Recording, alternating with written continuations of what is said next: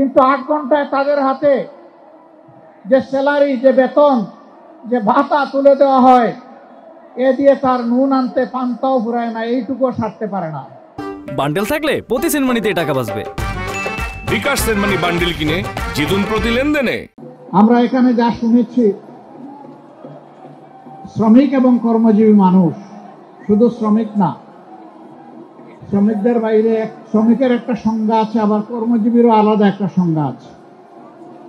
এই সকল পর্যায়েরই মানুষ বিভিন্ন ক্ষেত্রে তারা নির্যাতিত এবং তাদের ন্যায্য অধিকার থেকে তারা বঞ্চিত। মিল, ফ্যাক্টরি, ইন্ডাস্ট্রি, বিভিন্ন জায়গায় যারা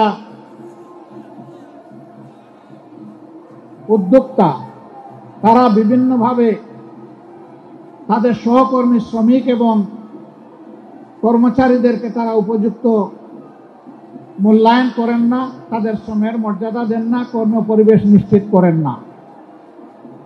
এটি হচ্ছে বাস্তবতা। আবার আরেকটা বাস্তবতা আছে, তারা যেমন নির্যাতন করেন শ্রমিকদের উপর, আবার তারা নির্যাতিত হন চাঁদাবাজদের হাতে। চাঁদাবাজরা বিভিন্নভাবে তাদের কাছে হাজির হয়, বিভিন্ন রূপ নিয়ে হাজির হয়, বিভিন্ন দিবস পালনের জন্য হাজির হয়, এমনকি আজকের দিবসটি পালন করার জন্যও বিভিন্ন জায়গায় হাজির হয়েছে। এই দ্বন্দ্ব কতদিন চলবে? আমরা চাই না এই দ্বন্দ্ব চলুক। আমরা চাই মালিক পক্ষ এটা বুঝবে, শ্রমিক বাঁচলে আমার শিল্প বাঁচবে, আমার ব্যবসা বাঁচবে। শ্রমিক যদি না বাঁচে, আমার ব্যবসা এবং শিল্প বাঁচবে না। আবার শ্রমিকরাও বুঝবে, উদ্যোক্তা, মালিক, শিল্পপতি যারা আছেন, তারা যদি বাঁচে তাইলে আমরাও বাঁচব। কারণ আমার কর্মস্থলটাই যদি ধ্বংস হয়ে যায়, আমি দাবিটা করব কার কাছে? এই জন্য উভয় পক্ষেরই এখানে দায় আছে, দায়িত্ব আছে। সত্যিকার অর্থে আমরা যদি একটি টেকসই বাংলাদেশ গড়তে চাই, একটি শান্তির বাংলাদেশ গড়তে চাই, তাহলে সমাজকে হাতে হাত ধরে পরস্পরকে সম্মান এবং ভালোবাসা দিয়ে এই সমাজকে গড়ে তুলতে হবে।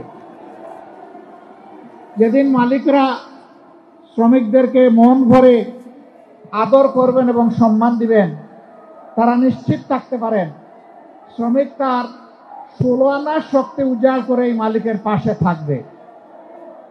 আর শ্রমিক যতদিন পর্যন্ত অনুভব করবে যে আমার মালিক তো আমাকে মানুষই মনে করে না, আপনি ধরে নেবেন সেও আপনার শিল্পের সংরক্ষণের দায়িত্বও কিছু মনে করবে না। উভয় পক্ষ আমরা ক্ষতিগ্রস্ত হব। এই জন্য শ্রমিক কল্যাণ ফেডারেশনের মূল কাজটি হচ্ছে মালিক এবং শ্রমিকের সমন্বয়ে একটি দরদি, একটি পারস্পরিক ভালোবাসা এবং সম্মানের সমাজ গড়ে তোলা। আমরা সেই সমাজটাই দেখতে চাই। বাংলাদেশের কর্ম উপযোগী 70% মানুষ হচ্ছেন তারা কর্মজীবী, তারা শ্রমজীবী। 70% মানুষকে উপেক্ষা করে কোনো সমাজ সামনের দিকে এগিয়ে যেতে পারবে না। তবে এই যে কাঙ্ক্ষিত সমাজ আমরা যেটা চাই, যে সকলের সমন্বয়ে, সহযোগিতায়, পারস্পরিক বোঝাপড়ায়, সম্মান এবং ভালোবাসার ভিত্তিতে আমরা একটা টেকসই সমাজ গড়ব, সেই সমাজ আল্লাহর কসম, আল্লাহর আইন ছাড়া কোনো কিছু দিয়েই গড়া সম্ভব নয়। এটা দুনিয়ার প্রমাণিত সত্য। 150 বছর আগের এই দিনকে আজকে আমরা গভীর শ্রদ্ধায় পালন করছি, কিন্তু এই দিন পালন তো আমাদের বন্ধ হচ্ছে না। শ্রমিকদের কোথাও কোথাও অথবা অধিকাংশ জায়গায় হয়তো 8 ঘন্টার কর্মঘণ্টা আছে,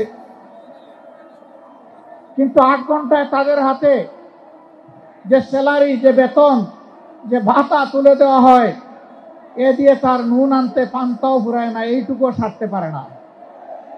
তাই বাধ্য হয়ে এক জায়গায় করে 8 ঘন্টা কাজ, আরেক জায়গায় গিয়ে করে 8 ঘন্টা কাজ। সে তো মেশিন নয় রে ভাই, সে তো একটা মানুষ। তারও একটা শরীর আমার মতো আছে, তারও কাজের চাপে ক্লান্তি আসে, তারও বিশ্রামের প্রয়োজন হয়, তারও পরিবারকে সময় দিতে হয়, কিন্তু তাদের জীবনটা অনেকটা অমানবিক জীবন।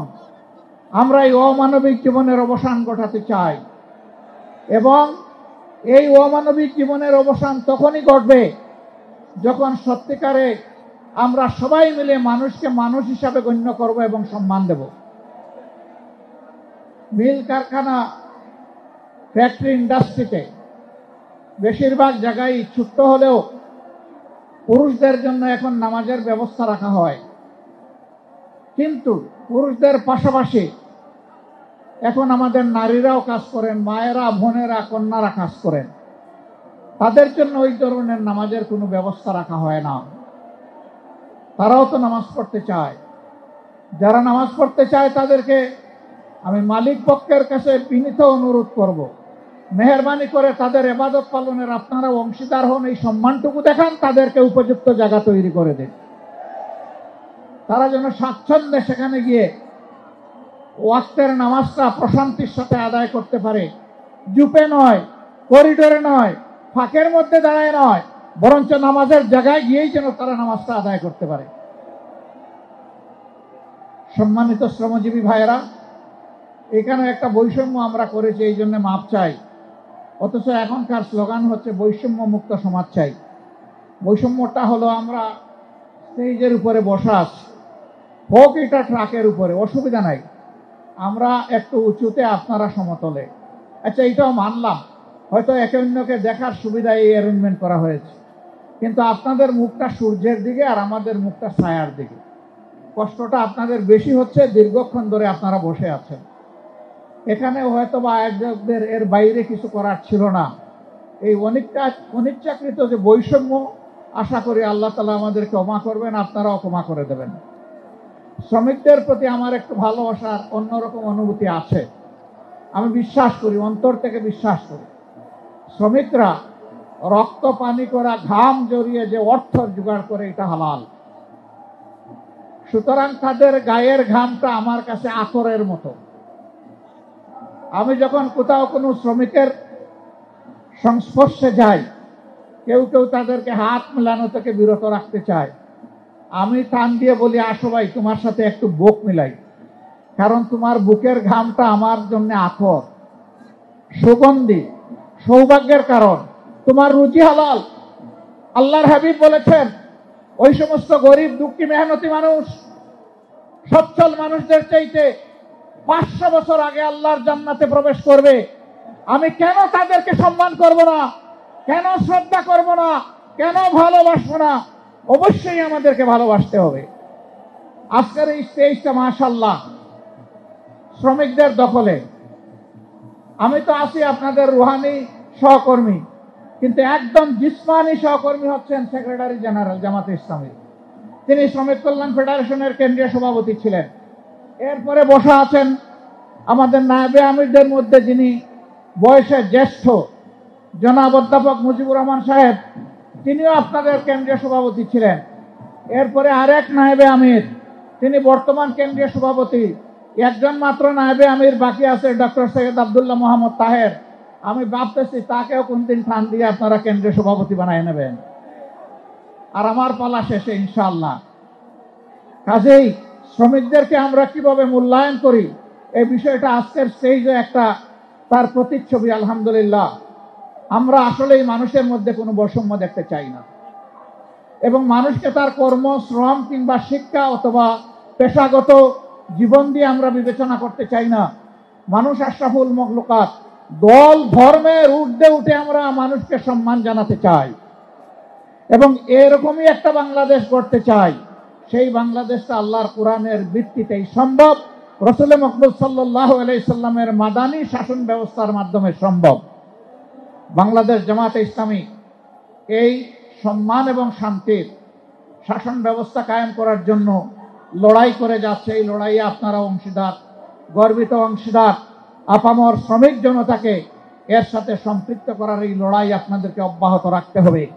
শ্রমিক বোন এবং গৃহকর্মীদের উদ্দেশ্যে আমি একটা কথা বলতে চাই, আমাদের প্রতিপক্ষ আমাদের বিরুদ্ধে অপবাদ ছড়ায়, জামাতে ইসলামী ক্ষমতায় গেলে মহিলাদের আর কোনো কাজ করতে দিবে না, ঘর থেকে বের হতে দেবে না।